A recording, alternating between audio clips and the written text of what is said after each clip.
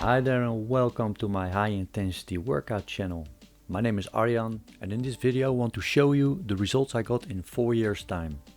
The left video I recorded in 2017 and the right video I recorded in 2022.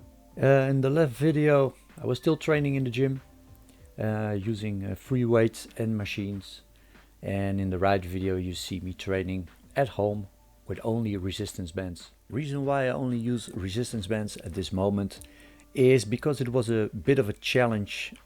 About 2 years ago, some of my followers were asking me if I could make a video on resistance bands and how I would use it for high intensity training. So from that moment on, I'm only using resistance bands, and they're a great tool if you know how to use them. So now for the workouts. That didn't change much.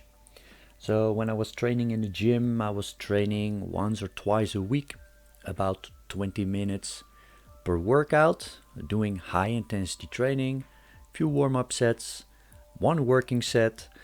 Sometimes I use some set extensions like static holds, omni contractions and rest pause sets.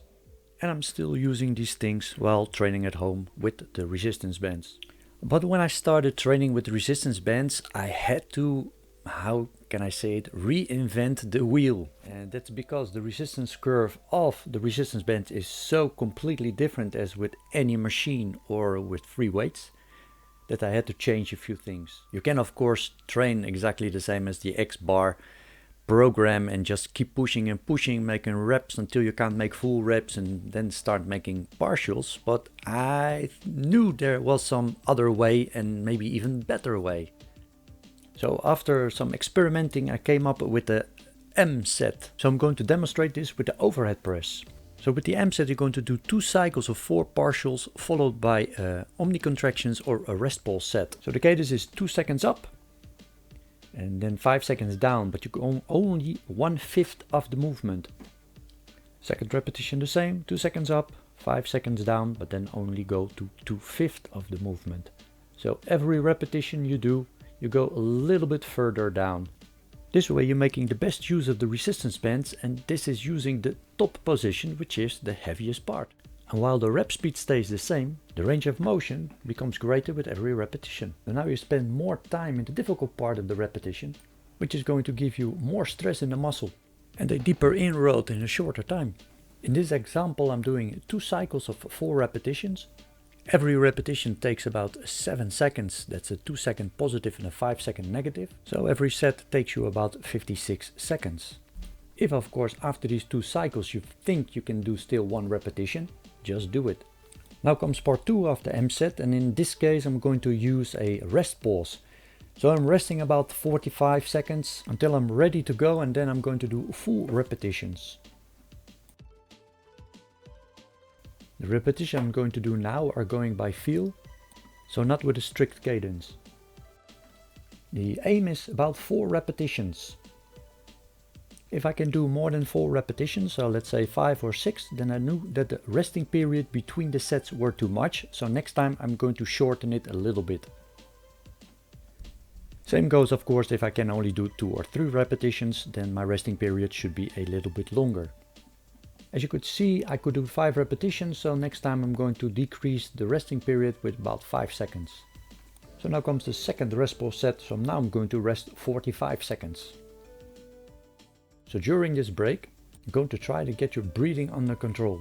And you do this by breathing in and out very heavily. And this way you get more oxygen in your muscles, so you're ready for your next set. And this system works of course very good with resistance bands.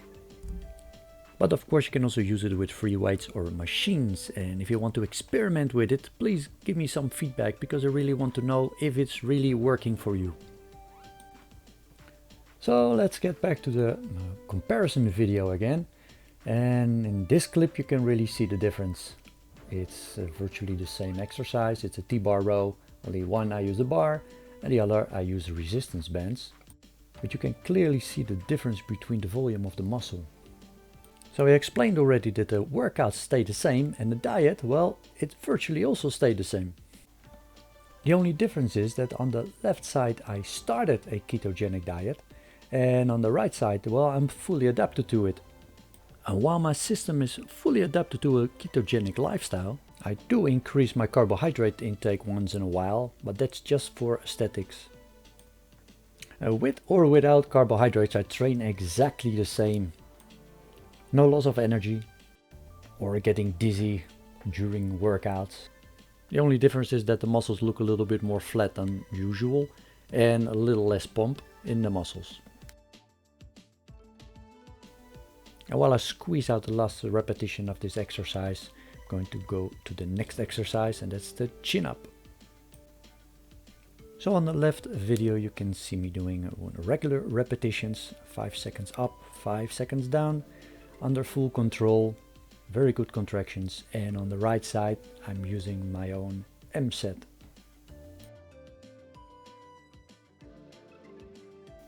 And in this case 3 cycles of 3 partials, and finish up with either rest pulse or omni contractions.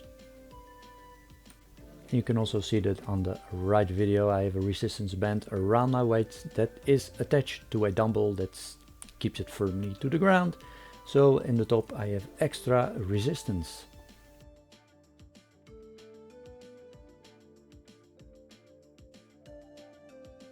And in my first comparison video that I made a few years ago, there was some complaining about that I didn't do a side-to-side posing. So for all you fans and all you haters at that moment, here it is, a side-to-side posing.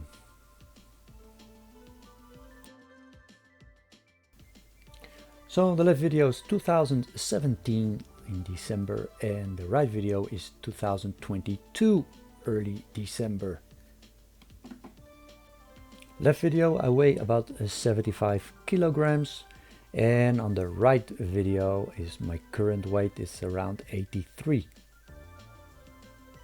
But as I told you already before, on the left video I just started the ketogenic diet, so I could be maybe 1.5–2 kilos heavier just from fluid and carbohydrates.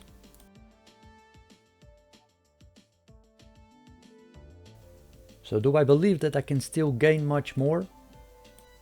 Well, I wish, but I have to be realistic. I become 53 next year.